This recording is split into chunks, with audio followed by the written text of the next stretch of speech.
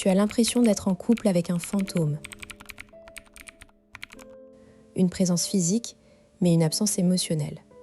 Tu parles, il écoute, mais ses réponses restent vagues, comme s'il était à moitié ailleurs. Quand tu abordes vos problèmes de relation, il change de sujet, se met en colère, ou bien il disparaît carrément dans son travail, ses hobbies, son téléphone. Tu te demandes si c'est de ta faute, si tu es trop exigeant, trop dépendant. Mais au fond, tu sens que quelque chose cloche, tu donnes tout et tu reçois des miettes. Cette distance émotionnelle n'est pas un hasard. Ce n'est pas un manque d'amour, mais un fonctionnement psychologique bien documenté. Tu es peut-être en couple avec un partenaire évitant. Pas un manipulateur, pas un égoïste, une personne dont le système d'attachement a été programmé pour fuir l'intimité, par peur de perdre sa liberté, par anxiété face à l'engagement, ou parce que son histoire l'a conditionné à se méfier de la proximité. Aujourd'hui, on va décortiquer ce mécanisme avec des outils concrets pour le reconnaître et y faire face. À la fin de cette vidéo, tu sauras repérer les signes d'un partenaire évitant. Tu comprendras pourquoi il agit ainsi et surtout, tu sauras comment ajuster ta communication pour ne plus souffrir de cette distance. Tu auras 3 techniques précises avec des mots exacts à utiliser pour désamorcer les conflits et créer un espace où il peut s'ouvrir sans se sentir piégé. La croyance la plus répandue, c'est que si ton partenaire est distant, c'est parce qu'il ne t'aime pas assez. Ou que tu n'es pas assez bien, on te dit « laisse-le, s'il veut, il peut »,« tu mérites mieux, il faut le laisser faire le premier pas ». Ce genre de conseil est une simplification toxique. La réalité est plus nuancée. L'évitant n'est pas un tyran émotionnel. C'est souvent quelqu'un qui a appris, dans son enfance ou dans des relations passées, que la proximité est dangereuse, qu'elle mène à la perte de soi, à l'étouffement. Leur cerveau a développé des stratégies de protection automatique. Ces stratégies ne sont pas un choix conscient. Quand tu demandes « Qu'est-ce qu'on fait ce week-end ?», son cerveau peut interpréter cette simple question comme une menace à son autonomie. Il répond alors par des phrases vagues « Je ne sais pas »,« On verra »,« J'ai besoin de respirer ». Tu interprètes ça comme un rejet et tu insistes. Lui, il se sent coincé et il s'éloigne encore plus. Ce cercle vicieux est le schéma classique du couple anxieux évitant. Et si tu veux en sortir, il ne s'agit pas de l'accuser ou de le quitter sur un coup de tête, mais de comprendre ce qui se joue dans le cerveau de l'autre. Le mécanisme caché derrière l'évitement s'appelle la stratégie de distanciation. Selon les travaux de Mario Mikulincer, spécialiste de l'attachement, les personnes évitantes ont un système d'attachement désactivé. En langage clair, quand un besoin émotionnel se présente, au lieu de se tourner vers l'autre, ils se tournent vers eux-mêmes, ils répriment leurs émotions, minimisent l'importance de la relation et idéalisent l'indépendance. Ce n'est pas un trait de caractère fixe, mais un style d'attachement qui peut évoluer avec une bonne compréhension et une communication adaptée. Par exemple, quand tu dis « je me sens seule dans cette relation », une personne évitante n'entend pas « j'ai besoin de toi », mais « tu n'es pas assez », ce qui déclenche chez lui une peur de ne pas être à la hauteur. Pour se protéger, il va soit se fermer, soit attaquer en retour sur un autre sujet. Il ne le fait pas par méchanceté, mais par réflexe. Et la clé pour briser ce cercle, c'est de communiquer d'une manière qui ne déclenche pas cette peur. C'est là que les techniques que je vais te donner entrent en jeu. Prenons un cas concret. J'ai rencontré une femme, Sophie, 34 ans, architecte à Lyon. Elle était en couple avec Marc, 38 ans, ingénieur dans une start-up. Leur relation durait depuis 2 ans, mais depuis 6 mois, Marc devenait de plus en plus distant. Il rentrait tard, préférait regarder des séries seul, et quand Sophie voulait parler de leur projet, acheter un appartement, partir en vacances, Marc répondait « Laisse-moi tranquille, je suis fatigué » ou « Tu compliques tout ». Sophie se sentait rejetée, triste. Elle a essayé de lui faire comprendre qu'elle avait besoin de lui, mais plus elle insistait, plus il s'éloignait. Un soir, elle a décidé de changer de tactique. Au lieu de dire « Tu ne t'intéresses plus à moi », elle a choisi un moment calme, un dimanche après-midi où Marc lisait, et elle s'est assise à côté de lui sans le regarder fixement. Elle a dit « Marc, j'aimerais qu'on parle de nous, mais je veux que ce soit un échange tranquille, pas une dispute. Est-ce que tu acceptes un moment de 10 minutes ?» Il a accepté méfiant. Elle a continué « Je remarque qu'on s'éloigne. Ce n'est pas une accusation. Je cherche juste à comprendre comment on peut se retrouver. Toi, comment tu te sens dans notre relation en ce moment ? » Cette phrase a fait la différence.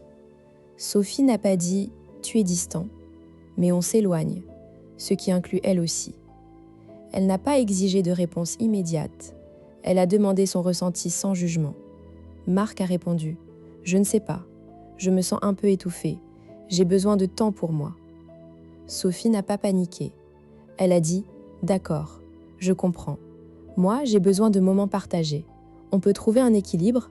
Par exemple, on pourrait se réserver un soir par semaine où on fait quelque chose ensemble, sans téléphone. Et le reste du temps, je respecte ton besoin d'espace. Qu'est-ce que tu en penses ?» Marc a accepté. Sophie a appliqué ce qu'on appelle la demande en sandwich. 1. Reconnaître le besoin de l'autre. 2. Exprimer le sien. 3. Proposer une solution qui inclut les deux. Au fil des semaines, Marc s'est ouvert davantage. Pas du jour au lendemain, mais progressivement. Sophie a cessé de le poursuivre, ce qui a diminué sa peur de l'étouffement. Et lui, en retour, a commencé à faire des gestes spontanés, lui apporter un café, lui envoyer un message en journée. La clé était de ne pas le confronter, mais de l'inviter. Maintenant, comment tu peux appliquer cela dans ta propre vie ? Le premier signe d'un partenaire évitant, il a du mal à parler de ses émotions, surtout les positives. Il peut dire « je suis content », mais pas « je suis heureux avec toi ». Il évite les conversations sur l'avenir à deux, ou alors il les remet à plus tard. Il peut être très indépendant, avoir des hobbies solitaires et se sentir mal à l'aise avec les démonstrations d'affection en public. Attention, quelques-uns de ces signes ne font pas un évitant, mais un faisceau d'indices doit t'alerter. Tu peux aussi observer sa réaction quand tu exprimes un besoin émotionnel. Par exemple, si tu dis « j'ai passé une mauvaise journée, j'aurais besoin d'un câlin », un évitant va souvent répondre par une solution pratique. « Va prendre un bain »,« tu devrais sortir prendre l'air », ou il va minimiser. « Ce n'est pas si grave ». Ce n'est pas qu'il s'en fiche, c'est que la demande émotionnelle le met mal à l'aise. Il ne sait pas quoi faire de tes émotions, car il a lui-même appris à les réprimer. Pourquoi est-ce important de comprendre cela ? Parce que si tu restes dans l'incompréhension, tu vas souffrir et la relation va se détériorer. Tu vas peut-être développer un style anxieux si tu n'étais pas anxieux au départ, ou tu vas finir par te vider émotionnellement. Mais si tu comprends le mécanisme, tu peux désamorcer les tensions et créer un climat de sécurité. Tu n'es pas responsable du style d'attachement de ton partenaire, mais tu peux influencer la dynamique du couple. En ajustant ta communication, tu lui offres la possibilité de baisser sa garde. Voici 3 techniques concrètes. Première technique, le reflet empathique. Quand il dit quelque chose de vague, au lieu de le pousser dans ses retranchements, reformule ce que tu as compris. Par exemple, il dit « J'ai besoin de temps pour moi ». Toi, tu réponds « D'accord, tu sens que tu as besoin de moments seuls pour te ressourcer. Moi, ça me convient tout à fait, tant qu'on se retrouve pour manger ensemble le soir. Est-ce que ça te va ?» Cela montre que tu respectes son besoin sans lâcher le tien. Astuce, évite le mot « mais », préfère en même temps, ou « et ». Ne dis pas « je comprends que tu aies besoin de temps, mais moi j'ai besoin », car le « mais » annule la première partie. Dis plutôt « je comprends que tu aies besoin de temps, et moi j'ai besoin aussi de moments à deux. On peut trouver un équilibre ?» Deuxième technique, le recadrage temporel. Les évitants détestent se sentir piégés, surtout sur le long terme. Si tu parles d'avenir, déménagement, mariage, enfant, ils peuvent fuir. Alors, désamorce en parlant de court terme. Au lieu de dire l'année prochaine, on devrait acheter une maison, dis on pourrait visiter une maison ce week-end juste pour voir, sans pression. La clé est de transformer une décision lourde en une simple exploration. Tu peux utiliser des phrases comme « Je ne te demande pas de prendre une décision maintenant, je veux juste qu'on en parle » ou « On n'est pas obligé de décider aujourd'hui, mais j'aimerais connaître tes idées ». Cela réduit l'anxiété de l'évitant. Troisième technique, la valorisation de son autonomie. Un évitant a besoin de se sentir libre. Si tu le remercies ou le félicites pour ce qu'il fait de son côté, il se sentira plus en sécurité. Par exemple, s'il passe un samedi après-midi à lire, au lieu de lui dire « Tu passes tout ton temps à lire, on ne se voit jamais », dis « Je suis content que tu prennes du temps pour toi. Ça te fait du bien. On pourrait se retrouver pour dîner ce soir ?» Ce petit changement, reconnaître son besoin sans le culpabiliser, le rassure sur le fait que tu n'es pas une menace pour son indépendance. Et il sera plus enclin à revenir vers toi. Je sais ce que tu vas penser, Mais pourquoi devrais-je m'adapter à lui? C'est lui le problème. C'est une réaction normale. Mais la réalité, c'est que tu ne peux changer que toi et ta manière d'interagir. Si tu attends qu'il devienne soudainement affectueux, sans que tu changes rien, tu risques d'attendre longtemps. L'adaptation n'est pas une soumission, c'est une stratégie intelligente. Un autre obstacle. Et si je fais tout ça et que ça ne marche pas? Eh bien, au moins tu auras essayé et tu auras des réponses claires.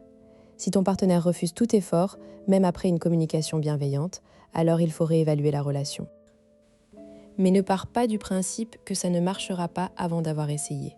Enfin, pour en revenir à notre cas, Sophie a appliqué ces techniques sans en faire tout un plat. Elle n'a pas changé sa personnalité, elle a juste changé sa manière de communiquer. Et Marc, sans même s'en rendre compte, a commencé à s'ouvrir. Aujourd'hui, ils vivent ensemble, et même si Marc reste plus réservé que la moyenne, il fait des efforts visibles. Ce n'est pas parfait, mais c'est mieux. Et toi, tu as les clés pour comprendre et agir. Tout commence par un pas. Observe, ajuste et surtout ne te blâme pas. L'amour, ce n'est pas une performance, c'est une construction. Si tu veux aller plus loin, abonne-toi en cliquant sur la cloche et je te retrouve dans une prochaine vidéo pour décoder un autre mystère de la psychologie des couples.